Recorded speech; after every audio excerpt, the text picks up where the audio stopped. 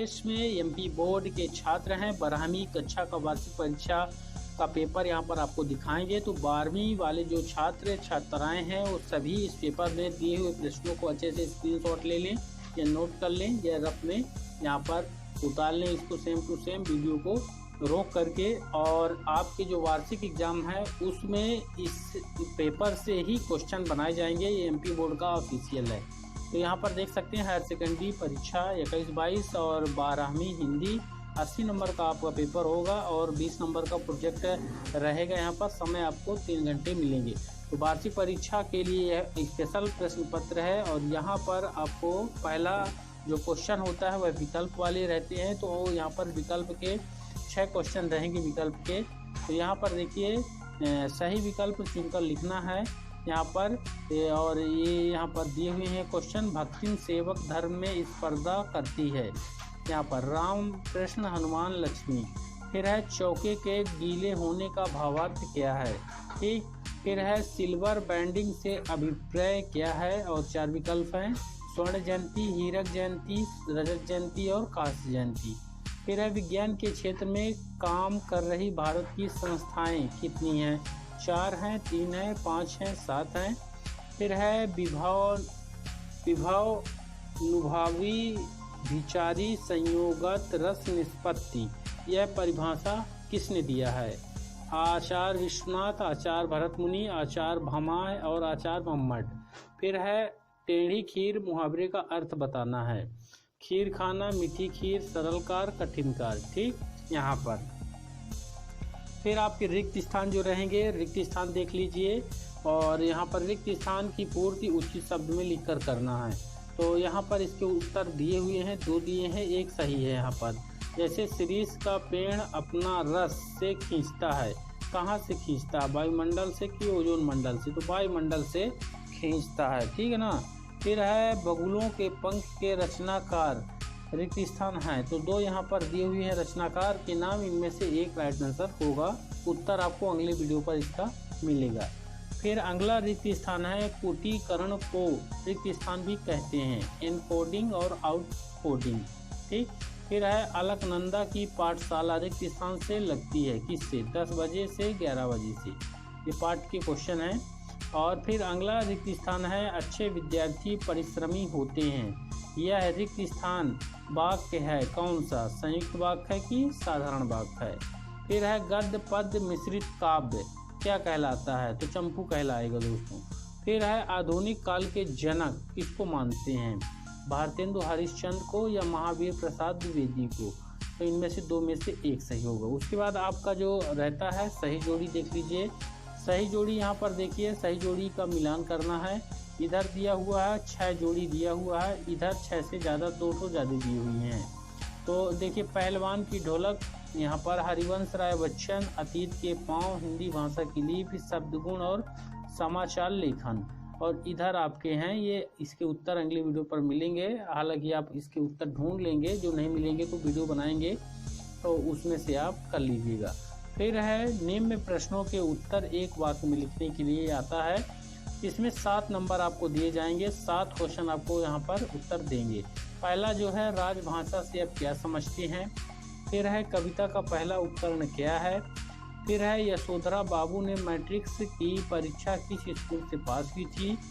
फिर है मैं पढ़ लिख कर वकील बनूंगा, अछूतों के लिए कानून बनाऊंगा और छुआछूत को खत्म करूंगा।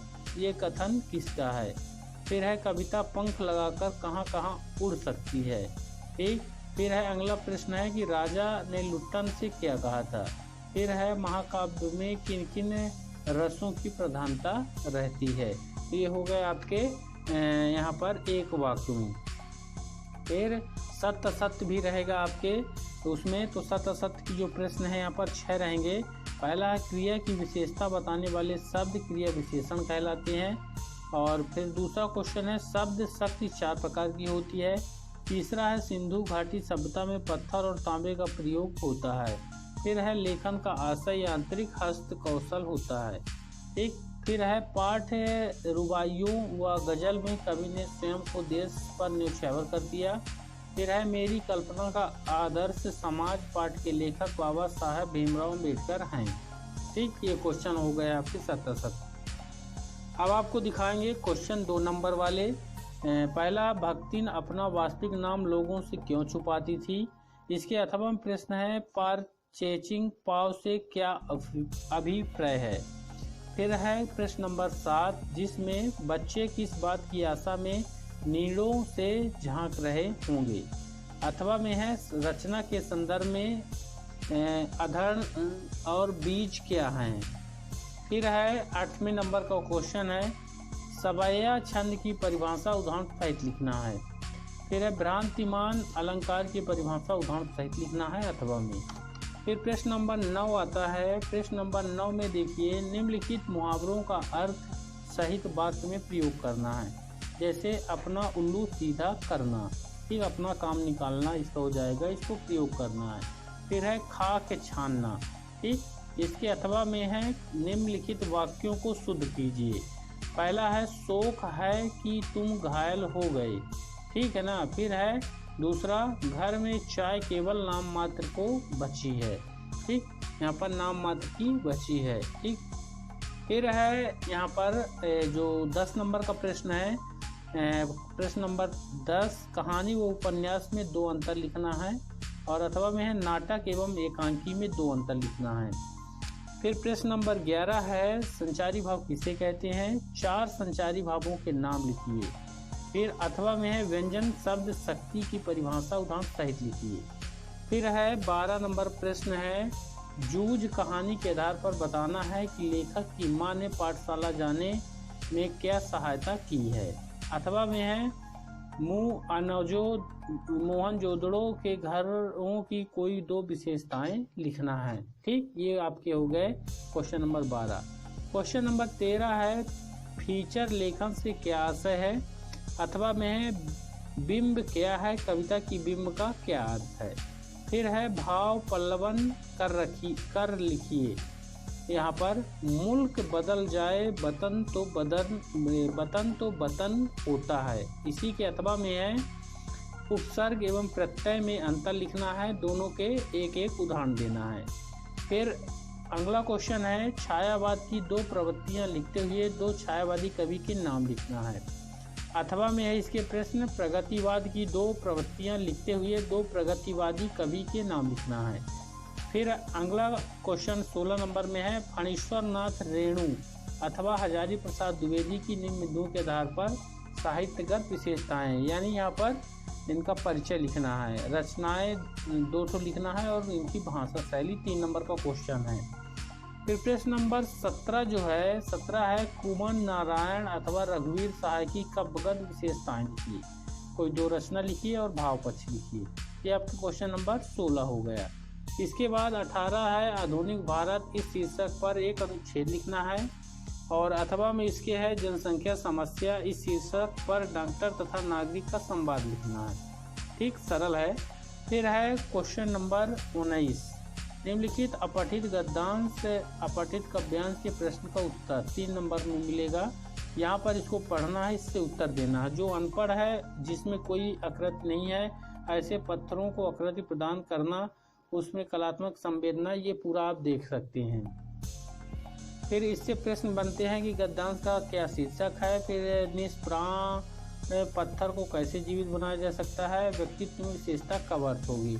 यहाँ पर काव्यांश दिया हुआ है, सेम उसी तरह इसका अर्थ है। यहाँ पर इन प्रश्नों के उत्तर लिखना है। उपयुक्त पद्यांश का शीर्षक यहाँ पर देख सकते हैं।